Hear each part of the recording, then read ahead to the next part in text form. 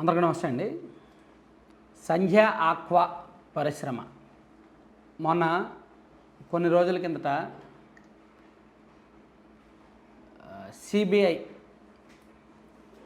ఆ కంపెనీలకి వచ్చిన కొన్ని నిషేధిత పదార్థాలను స్వాధీనం చేసుకొని దాన్ని ల్యాబ్కు పంపించి చెక్ చేసి దాని వాస్తవాలను ఇది నిషేధిత మత్తు పానీయమే అని కన్ఫర్మ్ చేసుకొని వాళ్ళ మీద కేసు నమోదు చేసి దర్యాప్తు చేస్తోంది.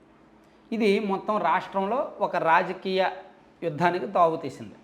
వాళ్ళు వైసీపీ వాళ్ళే తెప్పించారు అని టీడీపీ ఆరోపిస్తుంటే, లేదు అవి టీడీపీవి, వాళ్ళు టీడీపీలో చాలామందికి బంధువులు, టీడీపీలో చాలామందికి సంబంధం ఉంది అనేది వైసీపీ ఆరోపిస్తుంది. కానీ అధికారంలో ఉన్న పార్టీ వైసీపీ కాబట్టి వాళ్ళ మీద, ఆ కంపెనీ మీద పెత్తనం వైసీపీ వాళ్ళకే ఉంది కాబట్టి, ప్లస్ అక్కడ చెకింగ్స్ జరుగుతున్నప్పుడు కూడా కొంతమంది వైసీపీ నాయకులు అడ్డుకునే ప్రయత్నం చేశారు కాబట్టి వైసీపీదే ఆ తప్పు, ఆ పాత్ర అనేది టీడీపీ వాదన. సరే, ఎవరు వాదన ఏమిటి, అది ప్రజలు డిసైడ్ అవుతారు, ప్రజలు నమ్ముతారు. అయితే ఇక్కడ కొత్త విషయం, అనుమానించాల్సిన విషయం అదేంటంటే, ఈ బస్సు ఒకటి, ఆ సంధ్య ఆక్వాకు సంబంధించిన బస్సు పరిశ్రమకు సంబంధం లేకుండా కొంత దూరంలో ఆపి ఉంచారు. ఆ బస్సులో విలువైన కొన్ని డాక్యుమెంట్స్ ఉన్నాయి, విలువైన పత్రాలు ఉన్నాయి, అలాగే కొన్ని చెక్కులు ఉన్నాయి, కొన్ని చెక్ బుక్లు ఉన్నాయి, కొన్ని ఆల్రెడీ నేమ్ రాసి అమౌంట్ రాసిన చెక్కులు ఉన్నాయి. అంటే ఇదంతా కూడా అనుమానించాల్సిన అంశం. వాళ్ళు ఎక్కడెక్కడి నుంచి ఏమేమి డెలివరీ చేసుకున్నారు, వాళ్ళు ఎక్కడెక్కడి నుంచి ఏమేమి డెలివరీ పంపించారు, అంటే రాక పోక ఆ కంపెనీకి ఏమేమి పదార్థాలు వచ్చాయి, ఆ కంపెనీ నుంచి ఏమేమి వెళ్ళాయి అనే పత్రాలన్నీ ఆ బస్సులో ఉన్నాయి. అలాగే ఆ కంపెనీ యొక్క ఫైనాన్షియల్ ట్రాన్సాక్షన్స్, అలాగే అంటే ఇంటర్నల్ కాన్ఫిడెన్షియల్ ఫైల్స్ అన్నీ కూడా ఆ బస్సులో ఉన్నాయి. ఒక కంపెనీకి సంబంధించి కాన్ఫిడెన్షియల్ ఫైల్స్ ఎక్కడ ఉండాలి? కంపెనీలో ఆఫీస్ లోపల భద్రంగా దాయాలి. కానీ బస్సులో ఎందుకు దాచారు?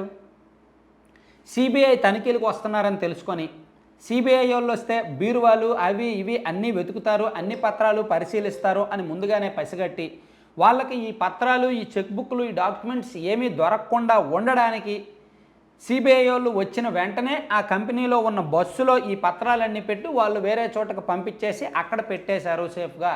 దానికి కాపలాగా కొంతమంది మనుషుల్ని పెట్టారు అనేది తాజాగా వచ్చిన ఆరోపణ.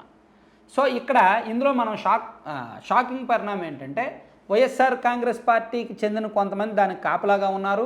అలాగే కొంతమంది పోలీసులకు కూడా ఆ విషయం ముందే తెలుసు, కొంతమంది అధికారులకు కూడా అక్కడ బస్సు ఉందన్న సంగతి ముందే తెలుసు. సో అక్కడ బస్సు ఉన్నది అనే సంగతి తెలిసినప్పటికీ సిబిఐ వాళ్ళు విచారణ జరుగుతుంది, సిబిఐ వాళ్ళు వెరిఫికేషన్ జరుగుతున్నప్పుడు వాళ్ళ సమాచారం ఇవ్వలేదు. ఆ బస్సుని పోలీసులు చూసి, స్థానికులు చూసి పోలీసులకు సమాచారం ఇస్తే అప్పుడు పోలీసులు వచ్చి దాన్ని ఇక్కడ ఉంది, బస్సు ఉంది, దీనిలో ఇలా ఉన్నాయని కనిపెట్టారు అనేది స్థానికంగా వస్తున్న ఒక కొత్త అంశం. నిన్న బయటకు వచ్చింది. అయితే అది ఎవరు పెట్టారు, ఎందుకు పెట్టారు, ఎలా పెట్టారు, దానిలో ఉన్న ఏంటి అనేది తెలిసింది. విలువైన డాక్యుమెంట్స్, కొన్ని చెక్ బుక్లు, కొన్ని ఆర్థిక వ్యవహారాలకు సంబంధించి కాన్ఫిడెన్షియల్ ఫైల్స్ ఉన్నాయి. ఎవరు పెట్టారు? సంధ్య ఆక్వాకి తెలియకుండా అంత ఇంపార్టెంట్ ఫైల్స్ బయటకు రావు. ఎందుకు పెట్టుంటారు? ఖచ్చితంగా అనుమానించాల్సిన అంశమే. సిబిఐ విచారణ జరుగుతుంది కాబట్టి వాళ్ళకు దొరకకుండా ఉండడానికి ఇక్కడికి తీసుకొచ్చి పెట్టారు. సో ఎవరు పెట్టించారనేది ఎక్కడ సమస్య. ఎవరో పెట్టిస్తే, ఎవరో అనామకులు పెట్టిస్తే దానికి అంత భద్రత ఉండదు. అధికారులు కూడా దానికి కాపలా ఉన్నారంట. అధికారులు కూడా కొంతమందికి తెలుసంట అక్కడ బస్సు ఉన్నట్టు, కానీ ఆ విషయం బయటికి చెప్పలేదంట.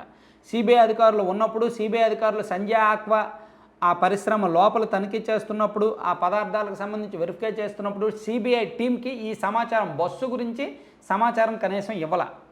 సో అందుకే స్థానిక అధికారుల మీద, స్థానిక నాయకుల మీద కొన్ని కొత్త అనుమానాలు వస్తున్నాయి.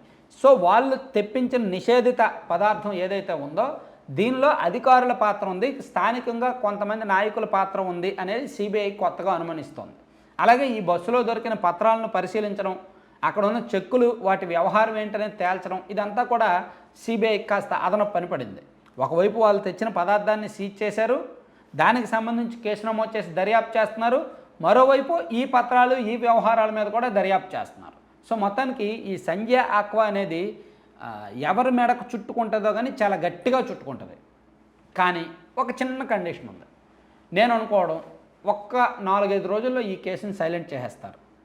ఒక 4-5 రోజుల్లో ఎప్పుడంటే ఇష్యూ పెద్దదయ్యే కొద్దీ, విషయం పెద్దదయ్యే కొద్దీ, పెద్ద పెద్ద తలకాయలు ఇన్వాల్వ్మెంట్ బయటకు వచ్చే కొద్దీ సిబిఐ కూడా ఒత్తిళ్ళకు లొంగుద్ది. అమ్మో ఇదేదో పెద్ద వ్యవహారంలో ఉంది మనకెందుకురా అనుకుంటారు. అంత సిన్సియర్గా అంత డెప్త్గా వెళ్ళాల్సిన అవసరం వాళ్ళకు ఉండదు. పైగా ఏదో ఒక సందర్భంలో ప్రభుత్వ పెద్దలు ఇన్వాల్వ్ అవుతారు. ప్రభుత్వ పెద్దలు ఇన్వాల్వ్ అయ్యి ఆ కేసుని సరే ఎలాగో వాళ్ళు తెచ్చారు, మీరు సీజ్ చేశారు, ఇంక దాన్ని వదిలేయండి, వేరే జోలికి వెళ్ళొద్దు అని వయా మీడియాగా కాంప్రమైజ్ చేసేస్తారు. ఖచ్చితంగా అదే జరుగుద్ది. ఇటువంటి పెద్ద పెద్ద సెన్సేషనల్ కేసులు తెగే వరకు లాగరు. తెగే వరకు లాగితే చాలామంది పెద్దోళ్ళు బయటకు వచ్చేస్తారు, వాళ్ళ భాగోతాలు బయటకు వస్తాయి. సో ఇదంతా కూడా వ్యవస్థలో ఇంటర్నల్ భాగం. తెగే వరకు లాగకుండా ఎక్కడైతే ఆపాలో అక్కడ ఆపేస్తారు. ఆపేసి పెద్ద పెద్దోళ్ళు రంగంలోకి దిగుతారు, కాంప్రమైజ్ చేసేస్తారు, కాంప్రమైజ్ అయిపోతారు. అది ఇన్నాళ్ళు చెప్పుకొని విన్న మనలాంటి వాళ్ళందరూ కూడా ముక్కును వేలేసుకొని ఆశ్చర్యపోవడం తప్ప ఇంకేమీ చేయలేమన్నమాట. Thank you.